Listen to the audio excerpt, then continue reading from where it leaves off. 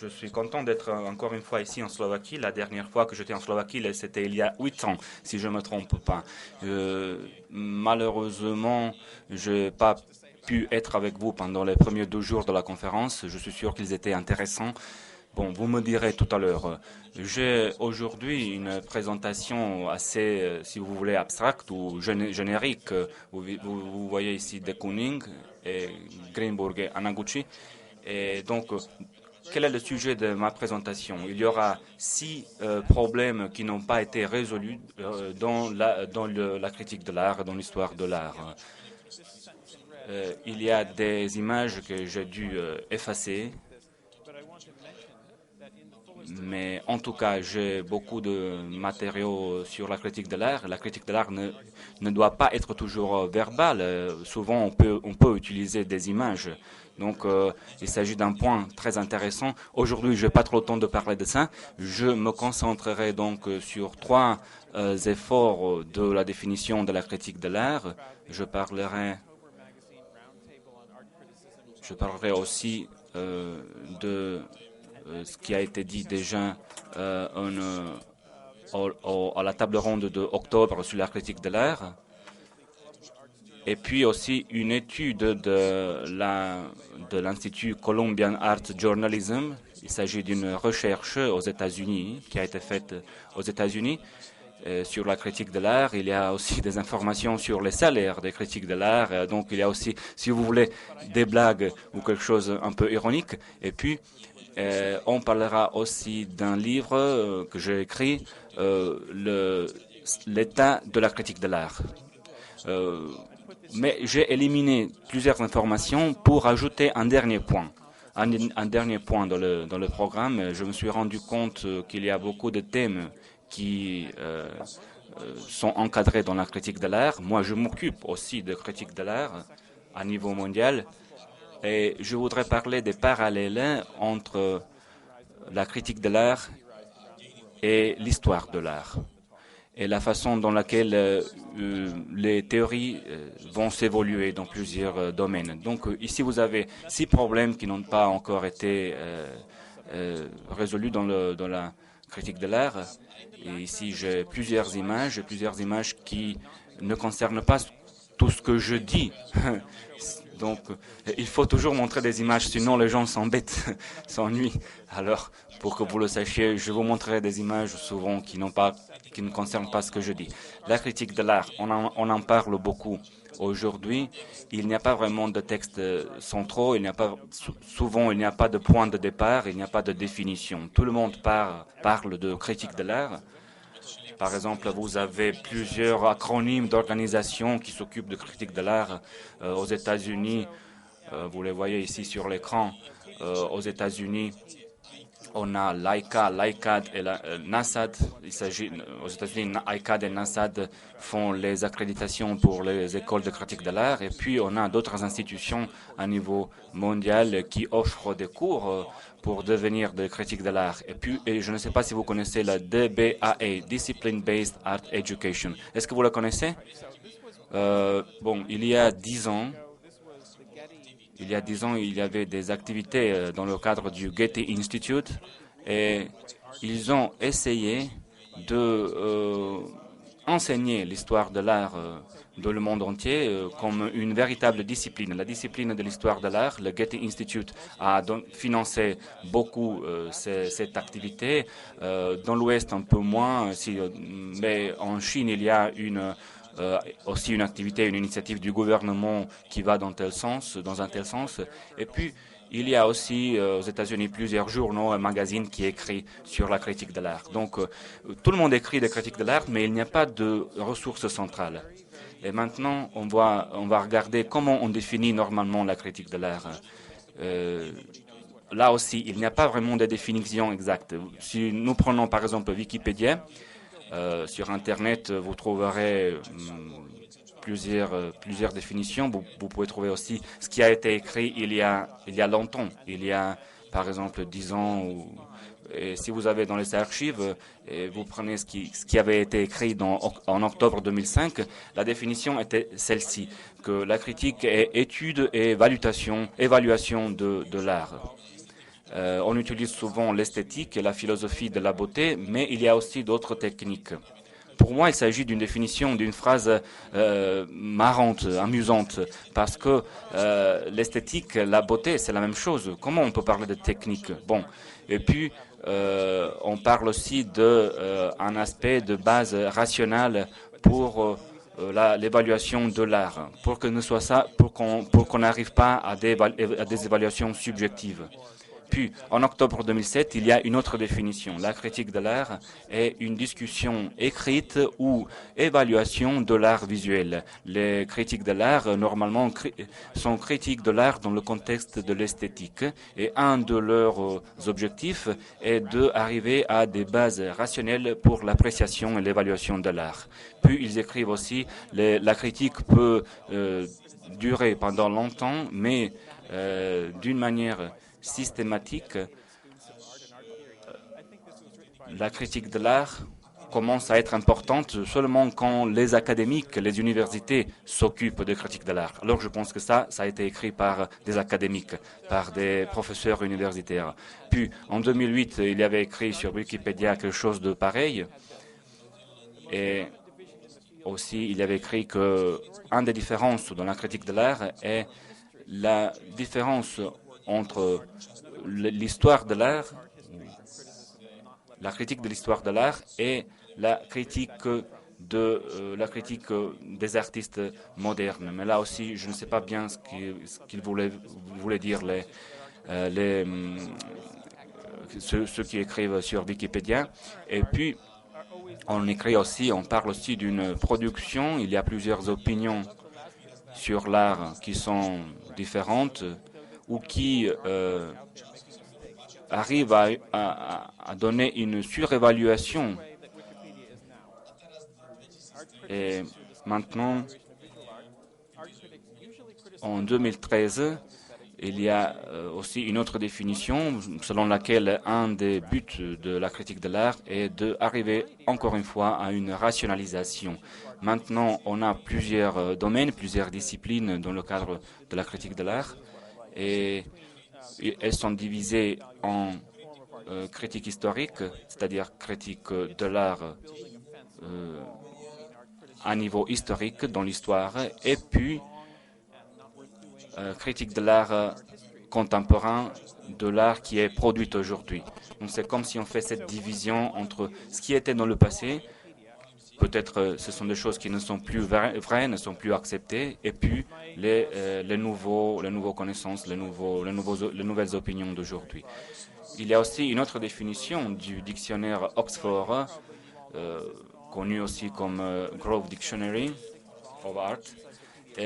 Il s'agit d'une grande encyclopédie de l'art qui avait été écrite par 2500 historiens de l'art. Moi aussi, j'ai contribué à créer une définition. Et selon le dictionnaire de Oxford, je vous dis une anecdote. Quand j'ai écrit ce premier texte, cette première proposition, là j'ai écrit que l'histoire de l'art était une évaluation globale. Mais l'histoire de l'art doit être aussi évaluée. Et si vous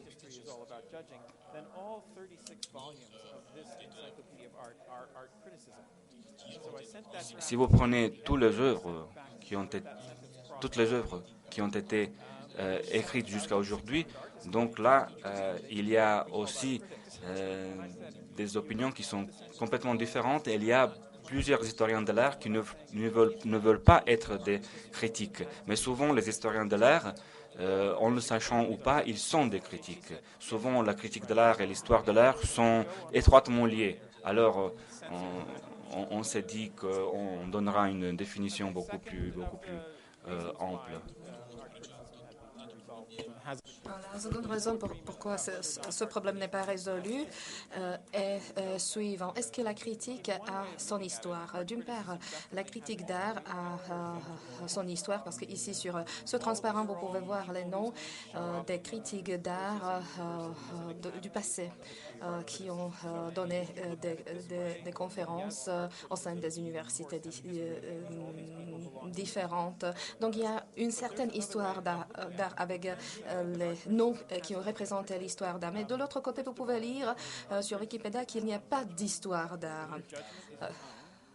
Qu'il n'y a pas d'histoire pour la critique d'art parce que la critique d'art sort d'une certaine évaluation et c'est finalement votre réaction à une œuvre concrète. Donc, finalement, ce que vous faites du point de vue de l'histoire, ce n'est pas valable, ce n'a pas du sens.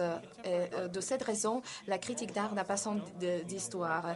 Les critiques d'art contemporains, par exemple, ils ne s'expriment pas de façon comme Baudelaire, Rimbaud, etc. Donc, de ce point de vue, la critique d'art n'a pas son histoire. Et s'il y a une histoire, souvent c'est coupé, c'est arrêté. Il y a des ruptures. Si vous le comparez avec l'histoire d'art, là, vous voyez des modèles avec lesquels on travaille, etc. Il y a une certaine succession des différents pas, des différentes étapes. Donc, la critique d'art est vraiment très spécifique et elle n'a pas son histoire propre à elle.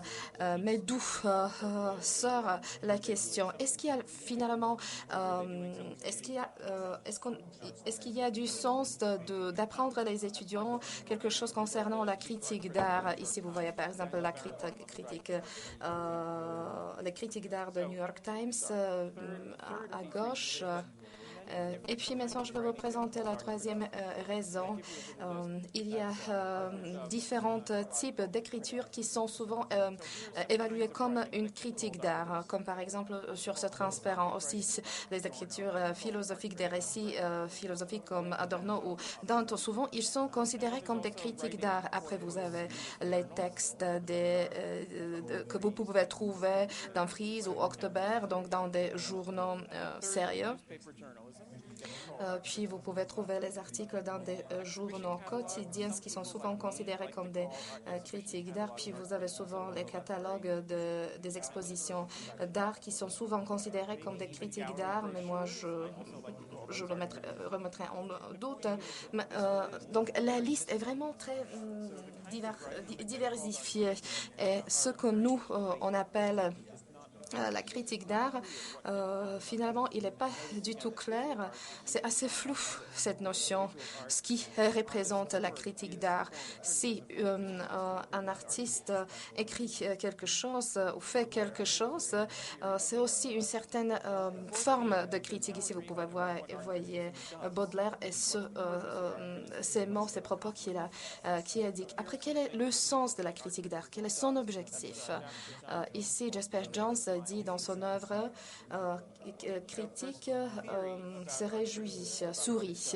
Après, quelle est la théorie? Qu'est-ce qu'elle fait, le critique? Donc, c'est l'histoire d'art dans les excavations, parce qu'il dit souvent que les critiques d'art doivent aller dans les excavations pendant la guerre, dans cette partie avant le front. Donc, ce sont les premières personnes qui vont se battre avec les nouvelles œuvres. Peut-être donc que cela ne représente pas l'histoire de la critique d'art, mais cela peut venir un jour, l'histoire de la critique d'art. Après, vous avez les bonnes œuvres et les mauvaises œuvres, et notre rôle, c'est de dire ce qui est mauvais et ce qui est bon. Souvent, les gens disent que la critique d'art ne fait que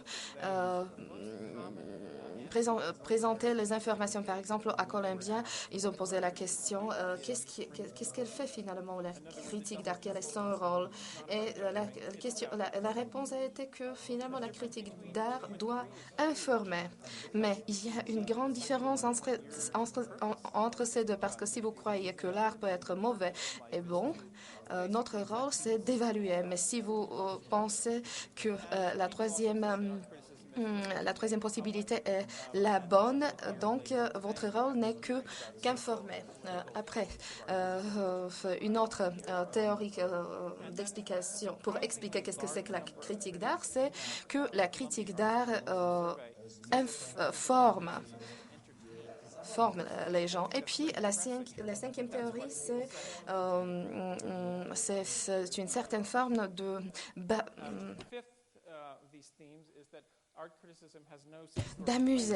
d'amuser le public. La sixième théorie, la critique d'art n'a pas ses bases solides dans l'art. Jasper Johns dit dans son œuvre que le critique ne fait que regarder. Après, une autre question, où la critique d'art peut être enseignée, peut être étudiée. Donc tout d'abord, nous avons les académies, les écoles supérieures, secondaires d'art, mais finalement de la façon ad hoc. L'Académie, par exemple, paye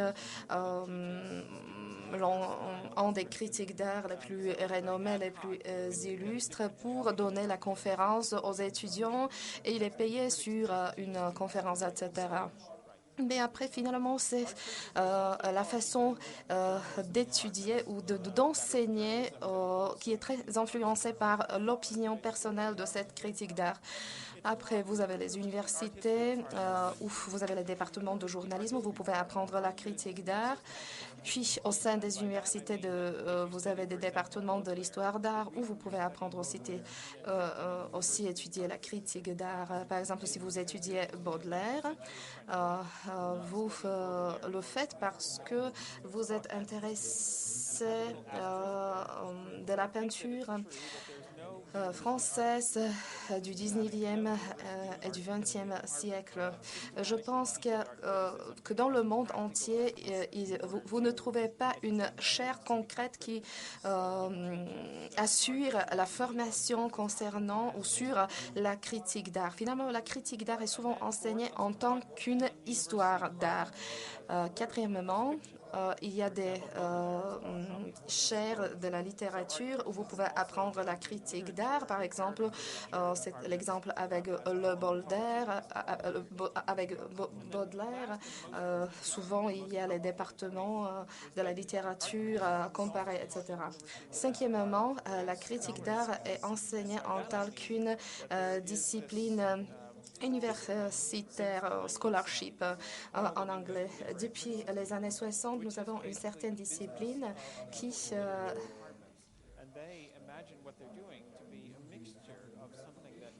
fait partie de la chaire de la littérature. Et là, les enseignants sont persuadés que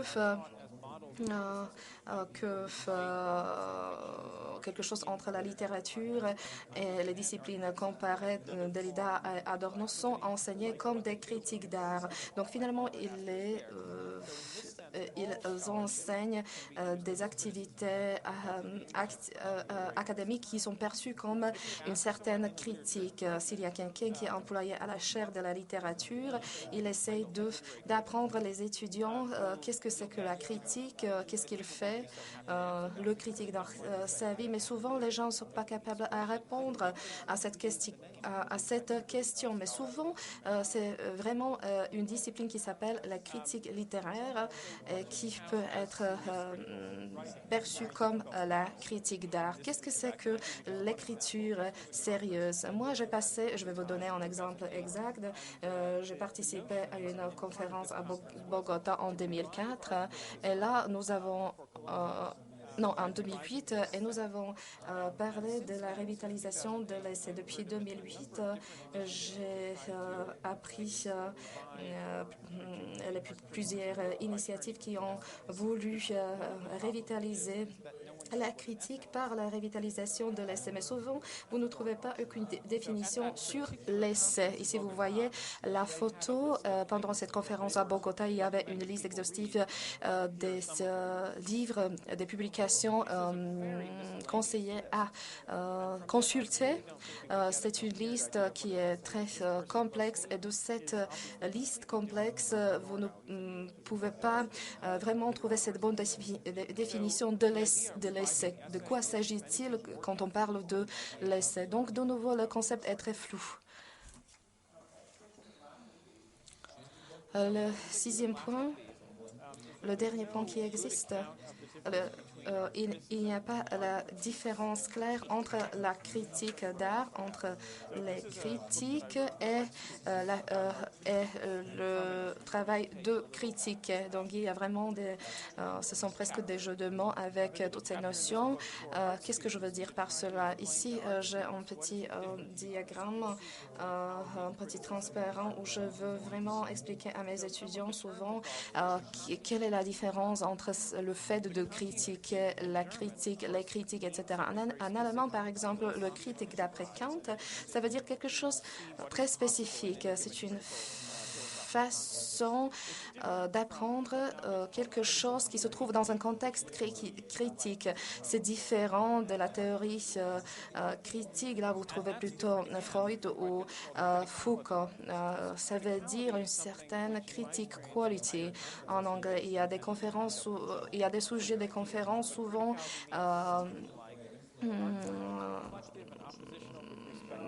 connecté avec cette notion. Donc, le fait de critiquer, qu'est-ce que ça veut dire? Ou l'approche critique. Souvent, on essaie de trouver les définitions, les bonnes définitions, mais il s'agit de quelque chose qui est très mobile, qui est très flou. Il n'y a pas de frontières bien claires. Après, nous avons aussi les critiques artistiques. En anglais, on dit critique. Mais là, vous ne trouvez aucune publication, aucun livre qui pourrait parler de quoi s'agit-il. Et en plus, vous avez des autres notions qui sont utilisées pour expliquer le fait de critiquer, le criticisme, la critique, etc. Souvent, on parle dans un contexte de réflexion. C'est par exemple Krauss qui s'exprime de façon négative envers cette notion de réflexivité parce que ce n'est qu'un réflexe de tous les mammifères. Donc, d'après lui, il faut être réflectif et pas réflexif. Donc, ça représente une certaine capacité de comprendre et d'évaluer. Et après, vous avez le nom anglais inwardness. Donc, ça veut dire la capacité d'évaluer à l'intérieur, d'analyser quelque chose à l'intérieur de soi-même. Hans Bergers a écrit un livre qui est très intéressant, Les éléments et l'art, la relation très compliquée, point de citation. Et après, qu'est-ce que les artistes sont capables de présenter au monde? La réponse, c'est l'intuition. Donc, l'intuition fait partie aussi de la critique d'art. Je vais vous donner un exemple concernant mes propos. Bien sûr que ce sont les notions qu'on pourrait parler et se tourner autour du pot tout le temps, hein, mais je vais citer un exemple. En 2010, j'ai participé à une conférence dont l'intitulé était qu'est-ce que c'était la critique ou qu'est-ce que ça veut dire la critique. Le matin, moi avec un artiste et un sculpteur qui étaient présents. On était les trois intervenants. On parlait pendant la matinée. Et l'après-midi, il y avait des experts d'Adorno. L'après-midi, finalement, c'était la théorie critique qui a représenté le sujet essentiel. Et d'après la conférence, le résultat était suivant. La critique de l'art, c'est une sorte de la critique de Francfort, mais à un niveau beaucoup plus bas. Et si le reste étaient plus intelligents, ils auraient dû comprendre que finalement, tout le monde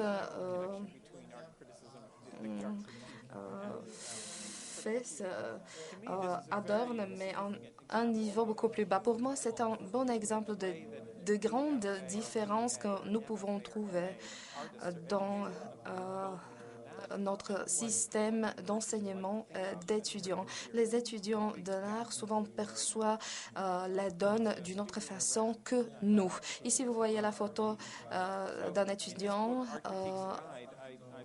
de la critique d'art en Iran. Là, moi, dans mes livres, dans mes œuvres, j'essaie de trouver la définition pour la critique d'art. Ici, vous pouvez voir les différents mots utilisés dans la critique d'art. Vous avez 4 pages d'adjectifs qui sont souvent utilisés pour la critique d'art. Donc, par exemple, votre œuvre est kitsch, est ennuyeux, pas intéressant. Il y a des gens qui disent que votre œuvre c'est trop kitsch, c'est très peu kitsch. Et puis, si vous dites que, par exemple, que quelque chose est intéressant, finalement, c'est une injure. Mais souvent, vous pouvez, par exemple, trouver la notion fake and psychotique. Donc, vous voyez, c'est presque l'injure. Souvent, la critique représente un trou noir parce que personne ne sait comment enseigner la critique d'art au sein des universités. Le problème n'est pas dans le système ou dans la relation, dans la connexion entre les études et la forme sérieuse de la critique d'art. Non, le problème consiste dans le fait qu'il n'y a pas d'experts qui pourraient étudier la critique d'art. Point 10. Pourquoi la critique, pourquoi personne ne sait pas dire qu'est-ce que c'est que la critique d'art? Donc, tout d'abord, 10. Personne n'est pas au courant du fait qu'est-ce que c'est la critique d'art. Neuvièmement, tout le monde le connaît, mais ne sait pas dire qu'est-ce que c'est. Après, les gens pensent que ça ne fonctionne pas. Par exemple, on dit souvent que la critique d'art se trouve dans la crise. 6. Vous ne savez pas toujours qu'est-ce que c'est que la critique d'art. Et quelles sont ces situations où la critique d'art est présente. Après, la critique d'art souvent informe. Après, personne ne sait comment l'histoire d'art pourrait être présentée. Donc, il n'y a pas d'idée concernant l'enseignement de la critique d'art. Après, vous le trouvez où? Et puis, Peter Blake, que je mentionnais, qui a discuté avec moi sur mes articles. Il m'a, par exemple, écrit d'arrêter avec mes articles parce que, d'après lui, moi, je suis l'un des académiciens qui a influencé de façon néfaste la critique d'art, que nous sommes sauvages, que les universités n'ont pas endommagé notre opinion, etc. Et donc, moi, je pose la question à lui, donc, qu'est-ce que vous faites? Nous, on écrit de façon sauvage. Donc, moi, je lui ai posé la question, qu'est-ce que c'est que l'écriture sauvage? Donc, d'après moi, le premier, la critique d'art est sauvage, mais pourquoi elle est sauvage ou envers de quoi elle est sauvage? Et maintenant, je vais commencer avec la seconde partie de mon intervention. Ici, on a une parodie de octobre, de novembre aussi. C'est quelque chose qui fonctionne comme une blague. Et dans le magasin Octobre, dans les années passées, il y a eu plusieurs personnalités qui ont coopéré. Et maintenant, je vais dire vraiment quelques mots en bref. Et je vous montrerai aussi la théorie de Krauss, ou les théories de Krauss, parce que c'est la base de la table ronde du magazine Octobre. En 1985, Krauss a essayé de réorienter la critique de l'art à travers des pensées radicales. Il a toujours des pensées radicales. Je ne veux pas maintenant faire de la publicité, mais il s'agit d'un auteur, d'un critique qui est toujours très à la mode. Et il dit que la critique doit aussi exposer des critères, des façons de procéder. Donc, si vous êtes un critique de l'art et vous regardez une statue et vous dites c'est une belle statue, vous pouvez écrire quelque chose, oui. Mais d'après Krauss, vous ne devez pas dire c'est une belle statue, mais vous devez dire quelles sont les conditions sur la base desquelles je suis arrivé à dire ou à penser qu'il s'agit d'une belle statue. Donc pas seulement exprimer notre opinion, mais aussi les conditions qui m'ont mené à avoir cette opinion. Et puis, la critique doit s'occuper aussi des méthodes. Dans le passé, autrefois, elle ne s'occupait pas trop des méthodes. Et d'après les nouveaux critiques, il faut mettre l'accent sur les méthodes. Donc, pas seulement regarder dans l'histoire, mais regarder aussi dans les méthodes qui ont été utilisées pendant l'histoire de la critique de l'art. Et aussi ce qui nous mène à donner certains jugements.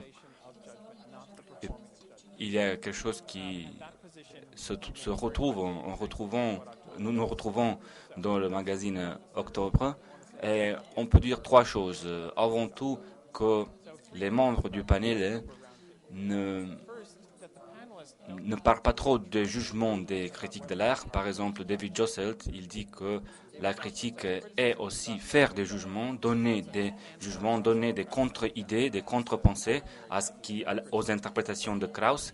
Puis Helen Molesworth, elle dit qu'il s'agit d'un jugement si un artiste il est bon ou il est mauvais, mais il faut parler aussi de l'intérêt. Donc il faut aussi dire si l'œuvre est intéressante.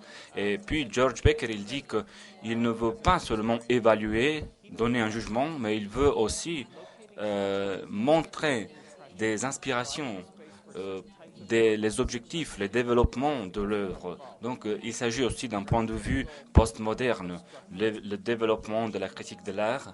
Dans ce sens-là, d'après moi, peut aller dans les deux côtés. D'un côté, le jugement, l'évaluation, et de l'autre côté aussi la, les aspirations. Voilà, tout le monde, chacun peut avoir sa propre opinion. Mais ici, vous voyez Monsieur Foster. Et puis, il y a une autre chose que je voulais dire aussi, que qu'est-ce qu'elle fait la critique de l'art? Foster, pendant plusieurs années, il a publié plusieurs articles, des travaux, des études. Il a suivi comme sociologue beaucoup d'artistes et il a suivi aussi ses collègues.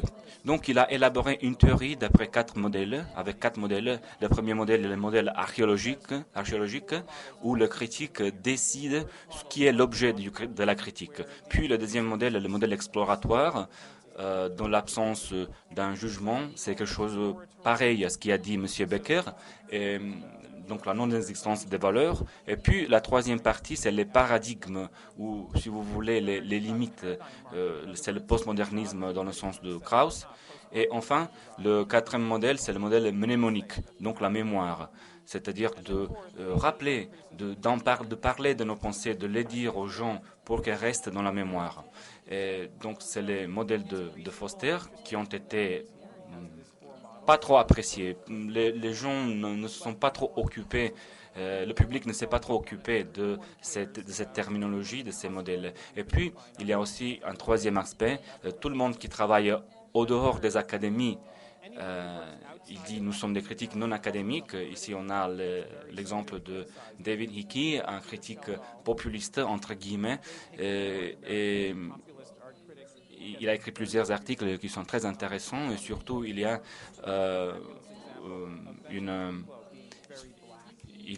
un exemple sur Hickey où il est défini comme un remplacement rhapsodique. Il nous dit quelque chose qui n'a pas de position exclusive, donc il est un placebo de la critique de l'art.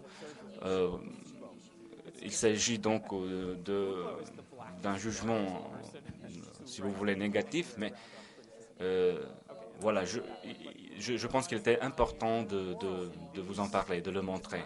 Donc, dans le magazine Octobre, ils savent très bien ce qu'il ne faut pas faire. Ce qu'il ne faut pas faire dans le journalisme, dans la critique. Et en ce qui concerne les premiers deux points dont on a parlé tout à l'heure, ils n'ont pas encore trouvé des définitions. Ils ne savent pas trouver des définitions. Et puis, il y a un autre exemple que, d'après moi, très important. Il s'agit d'un livre que j'ai co-publié avec d'autres auteurs, d'autres critiques de l'art comme Fischer, ou aussi Breit, ou aussi avec Iri Gogolf, avec Abigail Solomon Godot.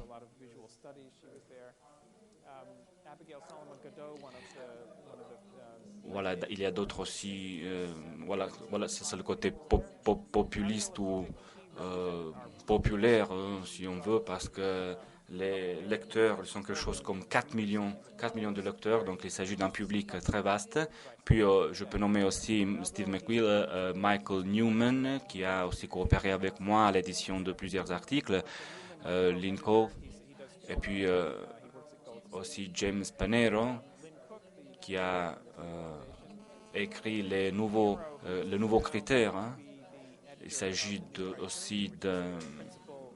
Il écrit pour le nouveau critère, il s'agit d'un point de vue aussi conservatif. Et puis on a Dave Hickey, le côté populaire ou populiste contre la façon académique, surtout dans les États-Unis. Une fois on l'a invité, il n'a pas accepté l'invitation parce qu'il savait qu'il y avait des membres avec lesquels il ne voulait pas parler, des membres du panel avec lesquels il ne voulait pas parler ou ne voulait pas se confronter. Et après, Michael Newman lui a aussi écrit, répondu, on a essayé de le convaincre, mais voilà, il n'y a pas eu de compréhension. Et puis il y a aussi d'autres auteurs qui s'expriment dans le livre. Andris Santo, d'origine hongroise, un sociologue de l'art, et beaucoup d'autres auteurs que vous voyez ici dans la liste sur l'écran. Donc il s'agit d'une grande œuvre avec beaucoup de critiques, de personnages intéressants et experts qui ont contribué, mais il n'y a pas vraiment de conclusion, il n'y a pas vraiment de définition en ce qui concerne la critique de l'art. Qu'est-ce que je veux dire exactement? Avant tout, il faut se poser cette question. Quelles sont les choses qui comptent dans la critique de l'art?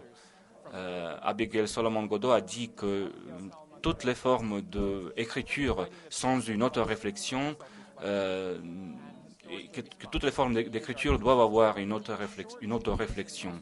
Donc,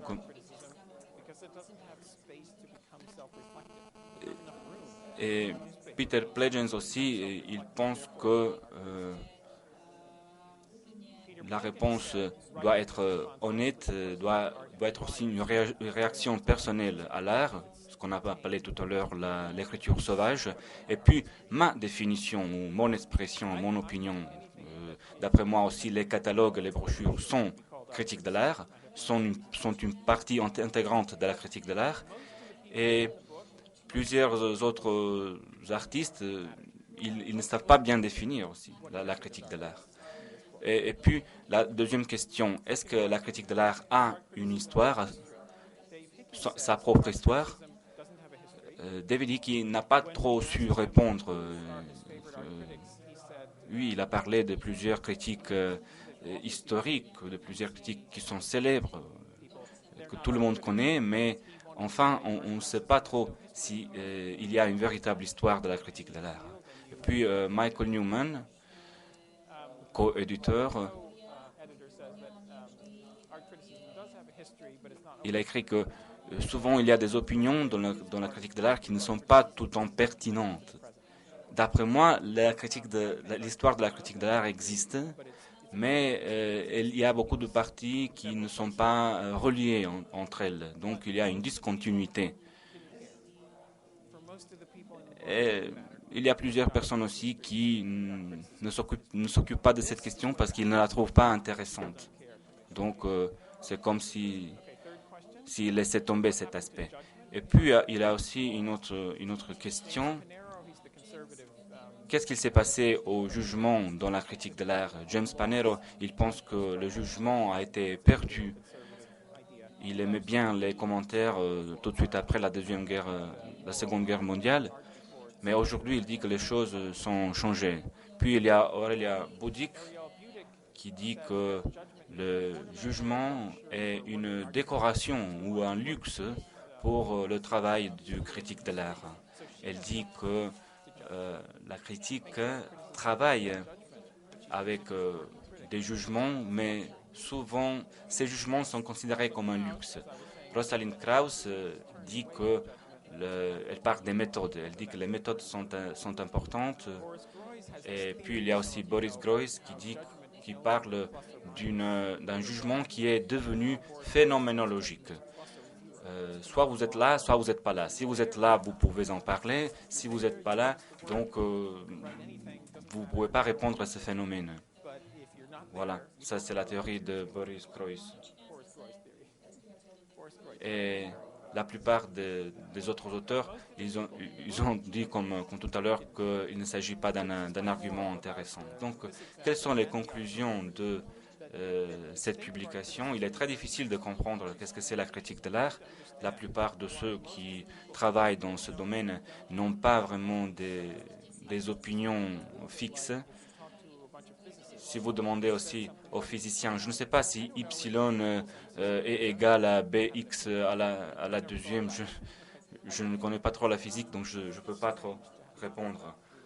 Après, quelle est la relation entre l'histoire d'art et la critique d'art? Abigail Solomon dit que la critique est une ressource de la critique d'art. Tout ce qu'on écrit est important pour le futur parce que cela peut devenir une histoire d'art. Peter Perkins dit que nous aussi, nous sommes dans les excavations et puis on va devenir un jour la partie de la critique d'art. Et puis, Rosalind Krauss dit que la critique d'art informe sur l'histoire d'art, mais la majorité a répondu que finalement, ce n'est pas important de répondre à cette question. Pour conclure cette partie en ce qui concerne les auteurs de la critique contemporaine, la plupart pensent que finalement ce n'est pas important pour le futur. Et puis, la dernière partie que j'ai ajoutée hier soir pour que je puisse parler des parallèles entre la critique d'art et l'histoire d'art, c'est pour une dizaine de minutes. J'espère que je vais dire tout.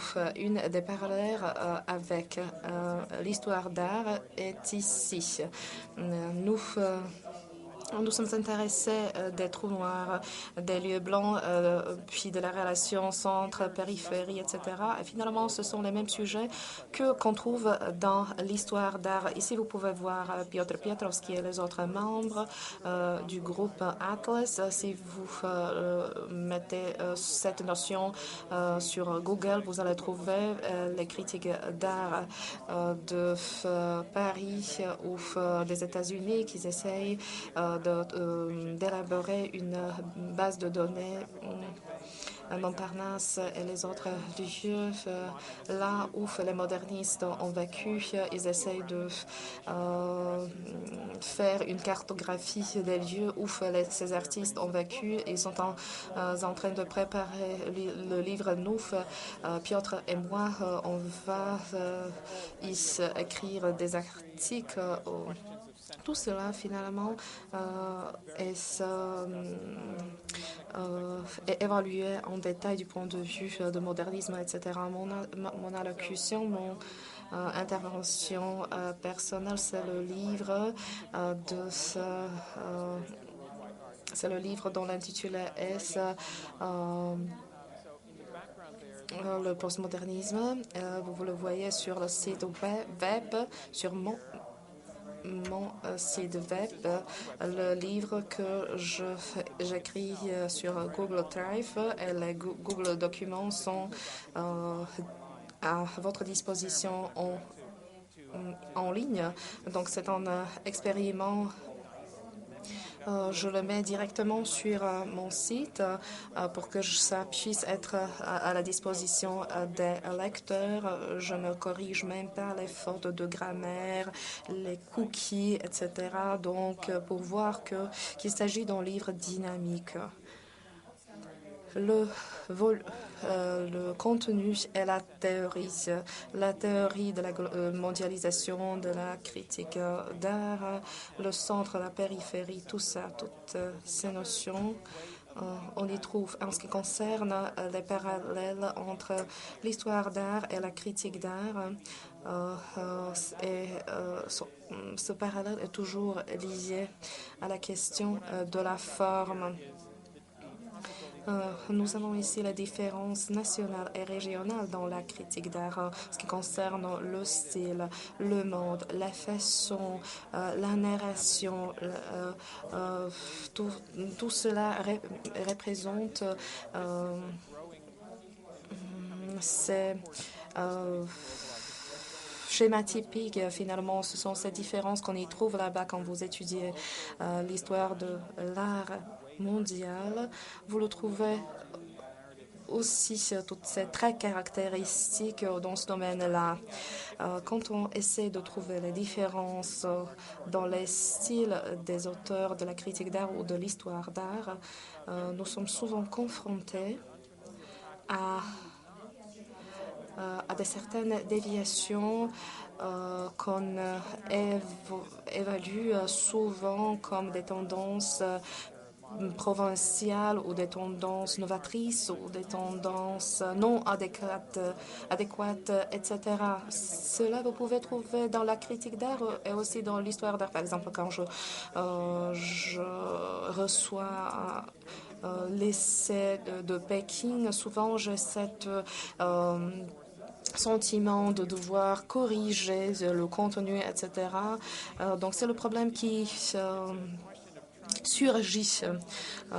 Ne pas percevoir quelque chose qui vous est connu sans corriger ou sans essayer d'améliorer cette œuvre. Donc, quelle est la différence dans l'histoire d'art entre les pratiques globales et internationales? Par exemple, Piotr Piotrowski, qui a travaillé pour le public mondial, a bien dit qu'il y a vraiment une différence entre les critiques d'art qui ne travaillent qu'à niveau local et avec les critiques qui travaillent à un niveau beaucoup plus haut, donc à un niveau international. Le livre qui a été écrit par lui sur les processus dans la critique d'art, etc., il parle des différences qui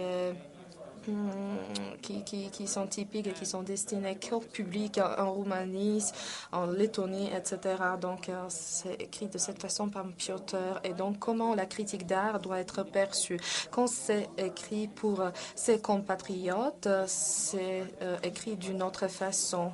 Parce que souvent, la majorité de la critique d'art est née pour les besoins du public local ou national. Il y a juste un petit pourcentage qui a ce caractère international. Donc, il y a des extraits de ce livre. Lui, je cite, il dit, je cite, que souvent les œuvres, les articles concernent les discussions sur l'art national et régional. Par exemple, quand vous préparez un livre pour une grande exposition, vous avez souvent le sentiment qu'il faut le faire à niveau international. Mais du point de vue statistique, je suis d'avis, je suis persuadée que c'est l'aspect régional qui prévaut l'aspect ou la tendance internationale. Donc, souvent, quand vous prenez en considération les expositions, etc., le monde international, très peu de cas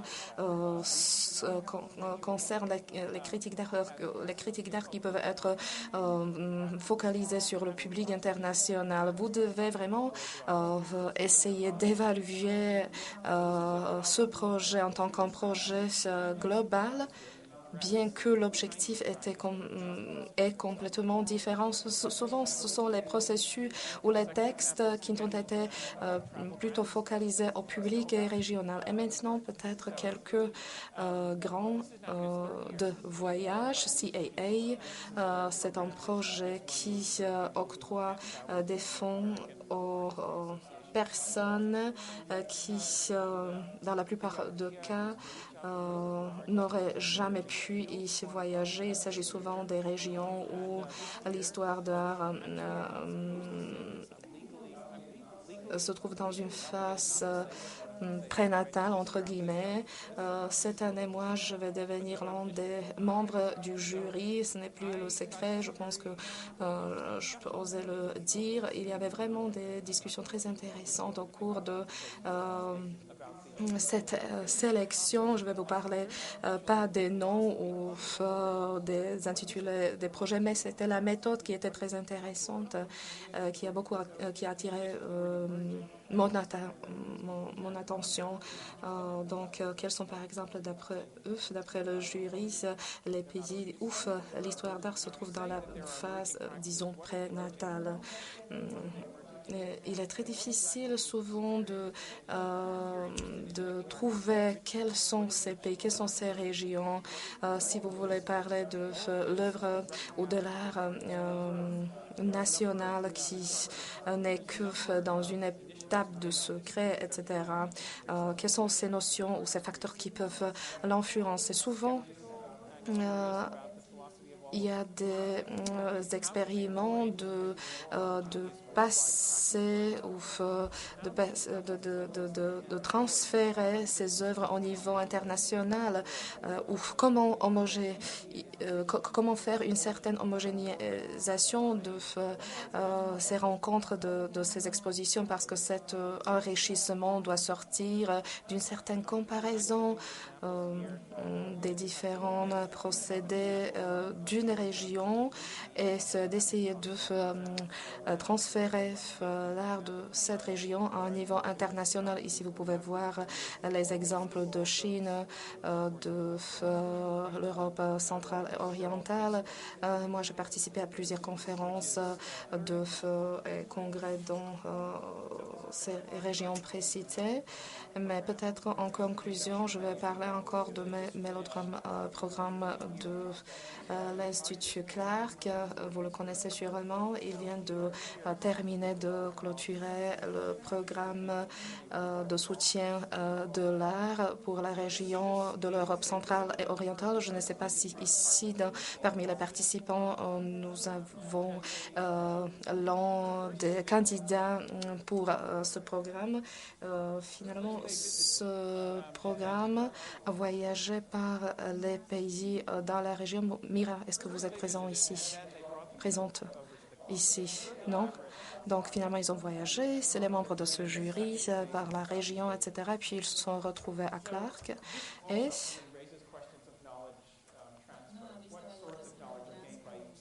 ils se sont mis d'accord. Donc, de nouveau, c'est le transfert des connaissances, des opinions, etc.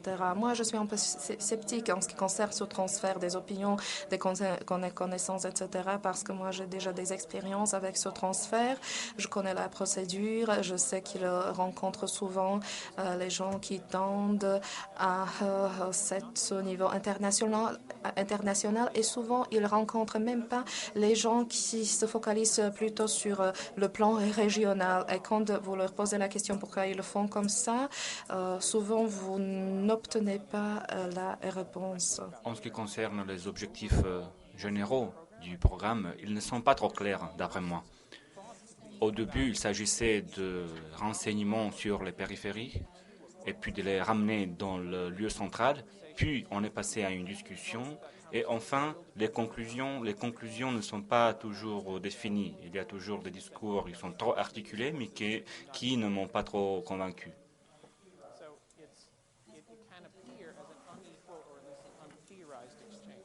Et maintenant, je veux conclure en vous montrant la ville de Tbilissi, en Géorgie. C'est une belle photo que, quand j'ai parlé avec les gens du Clark, j'ai dit que j'avais été à Tbilissi en 2011, qu'il y a un institut pour la recherche, mais dans leur histoire de l'art, d'après moi, ne correspond pas à la perception de Clark. J'ai eu l'impression qu'il s'agissait de conversations difficiles à entreprendre.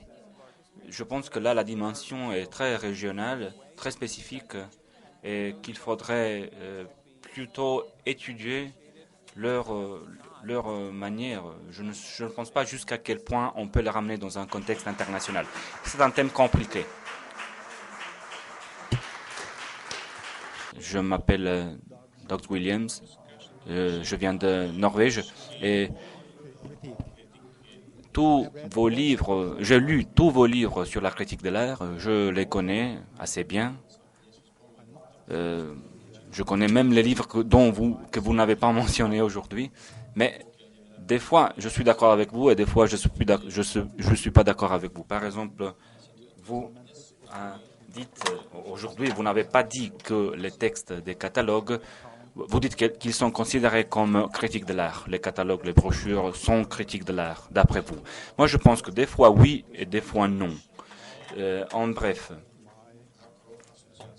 en tant qu'association des critiques de l'art en Norvège, nous acceptons les membres de notre association, comme membres de notre association, seulement les auteurs qui ont écrit des recensions, des commentaires sur des expositions qui ont été publiées sur des publications professionnelles. Les catalogues ne sont pas inclus dans les publications professionnelles. Donc, on a dans ce sens une opinion contraire à la vôtre. Nous avons défini ce type de critères comme critique de l'art, dans la définition de critique de l'art. Et ce que je n'ai pas entendu dans votre présentation, qui était très intéressante, je dois le dire, c'était vraiment une présentation comme il faut, mais vous n'avez pas parlé de l'expression exposition artistique. Quand vous voyez l'histoire de l'art en général, il y a toujours une connexion avec des expos. Il y a toujours cet aspect. Donc je pense que cela est une partie importante de l'histoire de l'art. C'est une partie qui est critiquement connectée à l'art qui est exposé publiquement, au public. Ah oui, merci. Je pense que vous avez ouvert un thème très intéressant. Je vais répondre en bref. Tout le monde le sait ici. Pourquoi je considère les catalogues et les brochures comme critiques de l'art? Simplement parce que les brochures dans les galeries conventionnelles sont une partie de ce genre, du genre critique de l'art.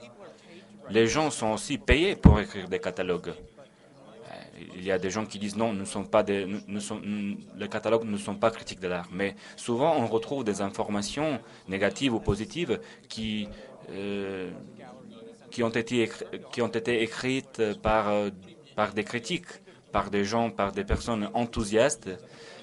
Souvent, c'est un enthousiasme pas trop critique, pas trop professionnel, mais quand même, il s'agit d'opinions. Quant aux expos, oui, vous avez raison, les expos sont importantes. Bonjour, je m'appelle Noémie Smolik, je viens d'Allemagne, et vous avez parlé de la critique internationale de l'art. Mon expérience est la suivante à niveau international, que la critique internationale souvent se base sur une théorie qui a eu son origine dans des universités d'élite. Donc il ne s'agit pas trop d'une critique internationale, mais il s'agit d'une critique où il y a des théories américaines élitaires qui dominent. Oui, vous avez raison. C'est vraiment comme ça, comme vous dites. Et voilà pourquoi ce que j'ai écrit, mon livre s'appelle Histoire nord-atlantique. C'est peut-être pas une belle expression, mais qu'est-ce que ça veut dire nord-atlantique? Il s'agit d'une limitation à une partie du monde, parce que dans les autres pays, il peut y avoir des points de vue différents. C'est pour ça que j'écris nord-atlantique. Voilà, il y a cette limitation. Oui, dans ces panneaux, on en a parlé plusieurs fois. Moi, j'ai des expériences où, si vous n'acceptez pas les façons élitaires de penser, la façon hégémonique de penser dans la critique de l'art, alors vos œuvres ne sont même pas publiées. Si vous venez de Pékin, de Chine ou d'autres parties du monde et vous avez d'autres pensées, vous n'allez pas trouver des éditeurs qui publieront vos œuvres, vos livres. Donc, je pense que là, il faudrait un petit peu changer cette façon de procéder. Et là, je parle surtout des magazines comme October. Ils parlent souvent de démocratie, de tolérance, mais après, eux, ils ne sont pas capables d'accepter les opinions des autres personnes. Voilà. Je suis d'accord avec vous. C'est important ce que je viens de dire. Sur October. Mais, euh, je voulais réagir encore à un autre thème, si vous me permettez. Et aussi, je réagis avec une anecdote. Pourquoi j'ai nommé l'étudiante chinoise? L'année dernière, j'ai reçu un essai, une étude de la part d'une étudiante chinoise qui voulait étudier le doctorat en Europe sur Roland Barthes et sur l'influence sur la photographie chinoise dans les années 80. On parle de caméra lucide, on parle des photographes chinois dans les années 80, mais quand je lis ça, je pense que ça serait bien pour elle je pense que elle ne mérite pas quand même de participer au doctorat parce que elle ne dit pas quand les artistes en Chine ont commencé à connaître cette nouvelle technique. Donc elle ne parle pas de la liaison avec l'Ouest. Moi, en tant qu'éditeur, je ne retrouve pas ces éléments et donc je ne voudrais pas publier son œuvre. C'est peut-être mon modèle. Je pense qu'il pourrait y avoir même d'autres modèles dans la littérature mondiale. Mais voilà, il faut prendre en considération les différences. Souvent, dans la critique de l'art, les différences sont importantes. Mais en général, vous avez raison, il y a le modèle nord-atlantique qui est tout à fait dominant. Voilà, encore des questions, si vous permettez. I write for Huffington Post. You can read my criticism of your talk on the Huffington Post. Ok. Vous pouvez voir aussi dans mes ouvrages, dans mes œuvres critiques, des fois, vous ignorez le sens, le véritable sens de la critique.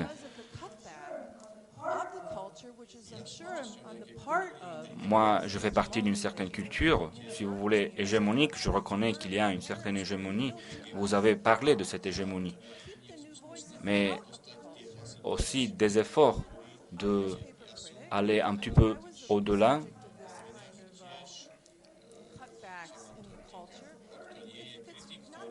Des fois, moi, je pense que les critiques qui ne sont pas académiques ne connaissent pas trop ce qu'il se passe au dehors des frontières. Alors, combien d'académiques à 10 heures du matin ou à 2 heures de la nuit vont regarder de nouvelles performances à Manhattan, à New York et font d'autres sacrifices pour avoir de nouvelles connaissances? Je pense que là aussi, il s'agit d'éléments importants. Vous venez d'un lieu qui est trop théorique. Je pense qu'il faudrait aller plutôt sur le terrain et Would you say that oui. In parallel with the so-called lack of Parallèlement à ce que je viens de dire, il y a une insuffisance de structure canonique dans l'histoire de l'art. Il y a aussi une crise de l'histoire de l'art parce qu'il s'agit d'un projet souvent il y a des projets internationaux, il peut y avoir aussi des problèmes avec les langues, avec les traductions. Je le dis parce que Aika a publié un premier livre qui a été dédié à un critique important et ce livre va être conflictuel, problématique parce que il y a des choses qui vont être publiées sur un artiste du Paraguay et moi j'étais engagé dans la traduction de ce document en langue anglaise et je pense qu'il s'agit d'un texte très intéressant pour comprendre comment fonctionne la critique de l'art. Et donc il faut se demander aussi si ce livre sera bien accepté. Parce que quand on parle de l'Amérique latine, de la poésie, de l'histoire, de la philosophie, souvent on ne retrouve pas une acceptation totale en ce qui concerne les approches. Donc, vous pouvez voir, oui, je connais très bien l'artiste dont vous parlez et s'agit d'un artiste valide et j'espère qu'il va avoir du succès aussi à niveau public, à niveau mondial. Souvent, les textes sont trop concentrés dans la culture du pays, du Paraguay. On va voir jusqu'à quel point ils seront compris et acceptés dans le monde. Mais par exemple, il y a la Fondation Terra qui soutient l'art américain dans le monde. Il voudrait maintenant traduire plusieurs livres d'art américain en langue chinoise. Mais moi, je dis, d'abord, vous devez traduire les livres chinois en anglais pour comprendre les pensées des Chinois. Et puis, vous pouvez aller traduire des livres en chinois pour comprendre ce que les Chinois veulent lire ou ne veulent pas lire. Bonjour, je viens de New York, je suis un commissaire et je veux dire que votre présentation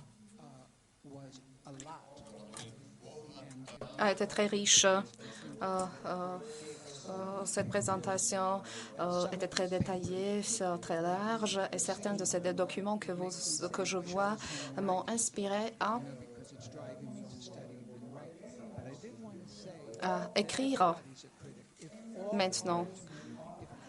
Mais finalement, tout le monde peut devenir un jour en commissionnaire, en critique, parce que si tout qui nous entoure représente une forme d'art, tout le monde peut devenir le critique d'art. Ça serait très intéressant de faire une certaine spirale de notre destin, de notre vie, comment nous, on est devenu le critique d'art. Vous êtes scientifique, chercheur, vous écrivez, vous avez déjà écrit les livres. Et puis, qu'est-ce que je voulais dire encore? Ah oui, l'écriture sauvage, c'est très intéressant. Moi, j'écris des articles pour plusieurs maisons d'édition. Et c'est vrai que chaque maison d'édition a son style. Chaque de cette maison d'édition préfère que les articles sont plus longs, que les paragraphes sont plus courts, etc. Tout cela, finalement, est subjectif. Chacun a ses volontés, chacun a ses préférences. Quel est ce mot que vous avez utilisé? Non, je ne me souviens plus, malheureusement. Donc, l'écriture sauvage. Hunter Thompson, par exemple, je ne sais pas si je le cite bien. Il a écrit en style Conso. Donc, il a utilisé des phrases plus courtes. Donc, ça, c'est ce style gonzo de Hunter Thompson représente pour moi cette écriture sauvage. Moi, par exemple, j'aime bien aussi le Peter Blakes. Et lui, il porte les habits en style western, etc. J'aime bien son style d'écriture, mais je ne sais pas le définir bien. Excusez-moi, malheureusement, on a plus de temps, je suppose, mais on peut discuter ça encore pendant des heures. Par exemple, on pourrait même s'y poser la question si je suis un critique d'art abstrait ou pas. Et maintenant, la pause.